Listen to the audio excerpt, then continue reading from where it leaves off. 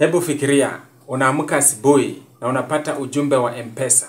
Sio kasi, sio mshahara, sio mkopo. Bali ni pesa ulizotengeneza ukiwa nyumbani kupitia mtandaoni.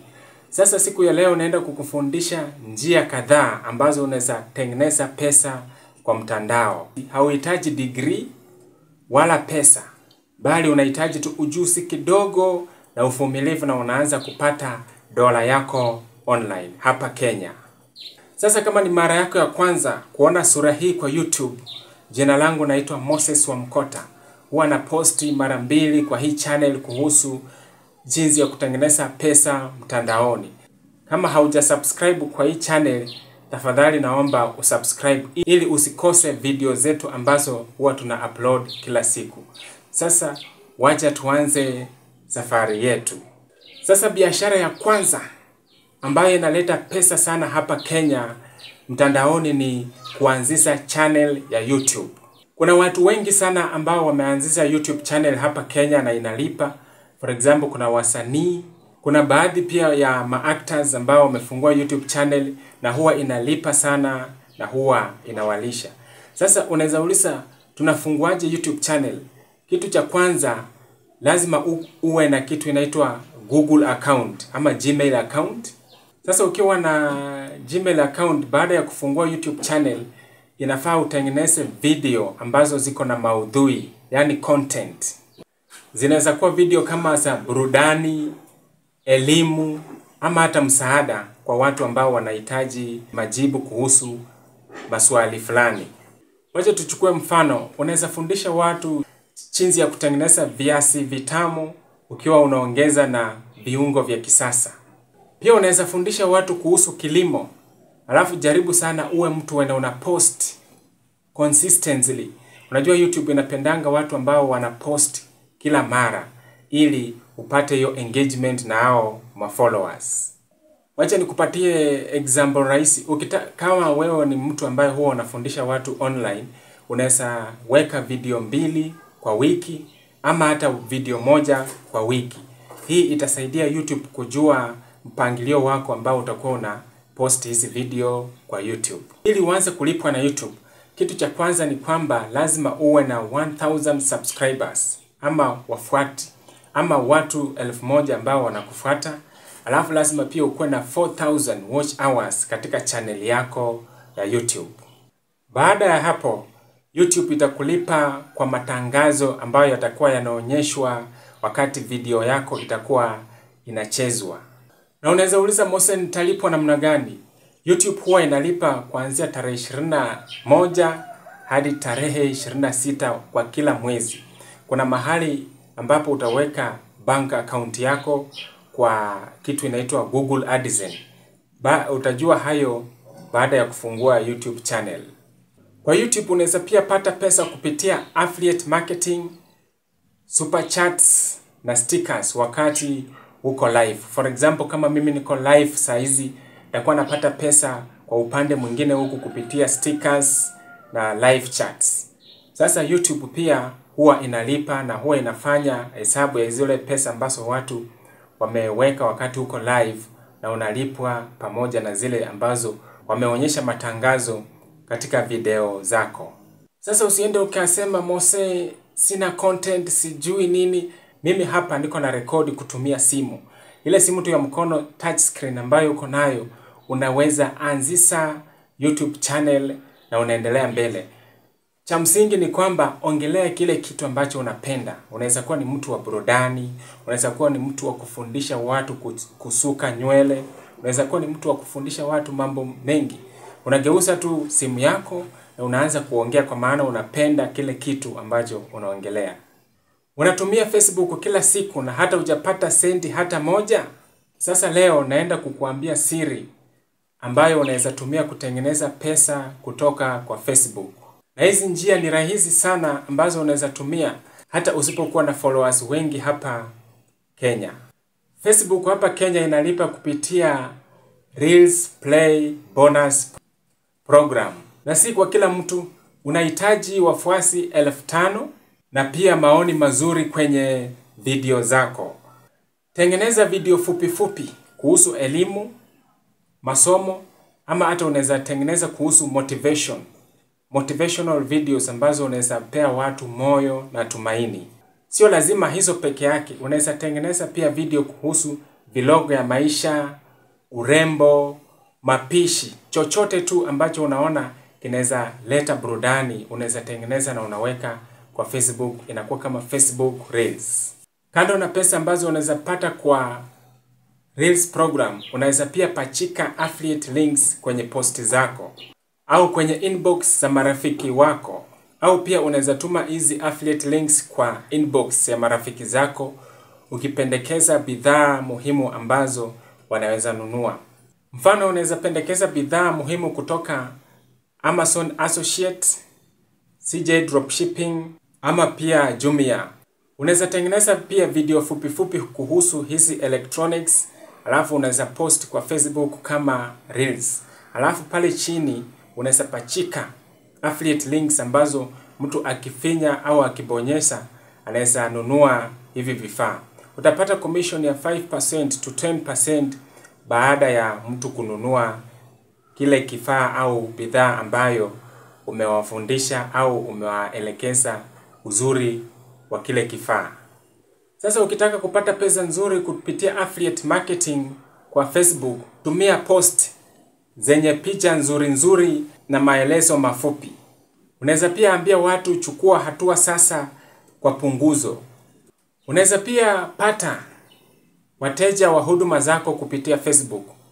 Kwa mfano, kama wewe unapenda kuchora plan za nyumba, unaweza chora plan na unaposti hapo, na wakati watu watakuwa wanapitia Facebook, kuna yule ambaye atakuwa anatamani achorewe plan ya nyumba. Na akishapata namba zako, atakupigia, alafu mtaongea jinsi mtalipana na jinsi atakapopata plan yako. Ama pia unaweza kuwa wewe ni msusi, unapenda kusuka watu, unaweza tumia Facebook uonyeshe watu jinsi unasuka na zile ma styles. Unaweka hapo namba, na wale ambao watakuwa wanataka wasukiwe na hizo styles watakutafuta hapo chini. Hata pia kama unapenda kutengeneza video ya wasanii, unaweza tumia Facebook ili watu wapate huduma zako, na unaweka zile pesa ambazo umepata kutoka mtandaoni. Sasa ukitaka kufaulu kwa hii Facebook, kitu cha kwanza inafaa uandike post fupi, alafu tengeneza video kuhusu kazi yako. Wakati unaendesha kazi yako, kama wewe unapenda kupika, kama wewe ni mtu wa catering, onyesha kwa video ambayo utaweka kwa Facebook. Pia inafaa uelekeze bei yako. Ukijenga uhusiano, pesa zitakufuata baadaye. Kama unatumia Facebook kila siku, usikubali iishie kuwa burudani tu. Iweke ikufanyie kazi. Anza na njia moja. Jitume. Uvumilivu ni muhimu na inatakana upost mara kwa mara Facebook yako, ili Facebook yako ikuwe active. Sasa njia nyingine ambayo watu wengi sana huwa wanapata pesa hapa Kenya mtandaoni ni kupitia blogging. Blogging ni nini? Ni kuandika makala mtandaoni kuhusu kitu fulani ambacho unakipenda. Mfano, unaweza andika makala kuhusu upishi, afya, njia za kutumia pesa vizuri. Yale makala unaandika na unayachapisha mtandaoni. Sasa unaweza niuliza, Mose, nitaanzaje kuandika blog? Kitu cha kwanza, unaweza jiunga na tovuti ambayo inaitwa blogger.com. Uregister, utakuwa unachapisha makala yako hapo, na hiyo blogger.com itakuwa ni kama website yako au tovuti yako. Unaweza pia jiunga na tovuti kama vile medium.com ama wordpress.com. Unaweza niuliza, Mose, nitapataje pesa kama nimeandika blog? Wakati umechapisha makala yako mtandaoni, Google itakuwa inapitisha maonyesho ya matangazo wakati watu watakuwa wanasoma makala yako. Na kuna tovuti ambayo unaweza fungua inaitwa Google AdSense. Hiyo ndio itakuwa inachukua pesa kwa hayo matangazo na inakuwekea kwa account yake. Na baadaye kuna njia ambazo unaweza toa zile pesa kutoka kwa blogi yako. Njia ya pili ya kupata pesa kwa blog yako, unaweza pachika affiliate links. Hapa unapendekeza bidhaa muhimu ambavyo umeshatumia kwa watu. Sasa wasomaji wakati watakuwa wanasoma hayo makala yako, wakati wananunua vile vitu, utakuwa unapata commission. Kama wewe ni blogger, unaweza andikia makala watu wengine na unalipwa. Unaweza pia uza huduma zako au bidhaa kwa blog yako. For example, ama mfano, unaweza fungua website yako ambayo unaanza kuuza vitu ambavyo uko navyo. Unaweza kuwa uko na supermarket au duka. Unaweza uza kwa urahisi sana kupitia kwa blog yako. Kufungua blog au kuandika blog, unaweza tumia tovuti kama vile WordPress, medium.com ama blogger.com. Kuna njia nyingine ambayo imeshika chini sana hapa Kenya ambayo watu huwa wanatengeneza pesa mtandaoni. Nayo ni kuunda na kuuza kosi mtandaoni. Unajua jambo lolote? Fundisha wengine. Unaweza fundisha watu kuhusu muziki, uchoraji, hesabu, hata unaweza wafundisha pia lugha ya Kiswahili. Sasa Mose, nitafundisha namna gani watu online? Kitu cha kwanza, inafaa ujiunge na matovuti kama vile Teachable na Udemy na pia Thinkfix. Hizi websites ziko na vitu ambavyo vinaweza kusaidia kuuza kosi zako na pia kufundisha wanafunzi online. For example, kama mimi kama nataka kuuza kosi zangu kuhusu jinsi ya kutengeneza pesa online, naweza uza kosi yangu kupitia WhatsApp na hata pia Telegram. Sasa kufaulu lazima uweke kosi moja yenye video fupi fupi na pia uweke bei ambayo si juu sana, kuanzia shilingi 500 hadi 1000. Wacha tuchukue mfano kama watu 100 wamenunua kosi ambayo inaenda na shilingi 1000. Utapata kwamba umetengeneza kwa hiyo siku 1100 mtandaoni kwa kuuza kosi yako. TikTok inalipa Kenya? Hebu mtu mmoja aniambie kwenye comments tuone. TikTok Creators Fund haipatikani hapa Kenya kwa sasa. Lakini pia unaweza pata pesa kwa TikTok kupitia affiliate marketing. Hapa unaelekeza watu kununua bidhaa kama vile laptop, viatu na hata vyombo vya jikoni. Unaweza pia tumia TikTok kama uko na followers wengi, utaangukia brand deals. Brand deals ni makampuni ambazo zinakuja, unafanya collaboration nao na unalipwa na unaweka video kwa TikTok yako. Kuna rafiki yangu ambaye anaitwa Kenyeji Promax. Ako na mafollowers wengi sana kwa TikTok na makampuni huwa inamlipa kutoa video fulani kuhusu bidhaa yao. Pia unaweza tumia TikTok kupata followers wengi kwa YouTube na pia kwa Instagram yako. Pia unaweza tumia TikTok kupata huduma zako. For example, unaweza fundisha watu online kutumia TikTok, ama una coach watu fulani kuhusu maisha au kuhusu jinsi ya kukaa na watoto. Unaweza tumia pia TikTok na wakisha kupata unaweza pata pesa au unaweza agiza kiasi fulani ili wafundishe hayo masomo kwa undani. Njia nyingine bora zaidi ambayo unaweza pata pesa kwa TikTok ni kupitia affiliate marketing. Tumesema awali kwamba affiliate marketing ni kuambia watu bidhaa fulani ambayo umetumia na imekusaidia.